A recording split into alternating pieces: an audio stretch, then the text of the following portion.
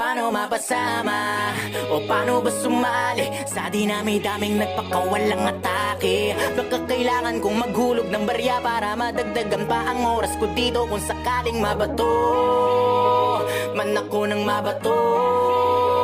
Pag sinabi ko na ititigil ko na to, set up yun para sa'yo, parang Massacre 44 mama sa pano ba? Kamusta? Balita ko kapos na yung bawat tira na pahaging saan na napunta. Inaabangan ko pa naman parang ambagan sa inuman. Ako yung madalas na pulutan sa kwentuhan, hindi ba naubos yan? Pero kahit na ganoon, sinasanay ko aking sarili. Ganyan talaga pag mabait ka, lahat ay nawiwili. Kaya dapat pinipili, pag-isipan na mabuti. Walang masama na kumilatis kaysa sa huli kang magsisi.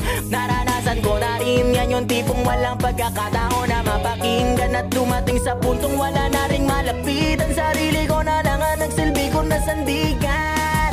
Kaya walang may karapatan para sabihin sa'kin na itigil ko na yan. Sa sasabihin nyo wala akong pakialam, dahil nasimulan ko to nung panahong wala kayo, alam nyo yan.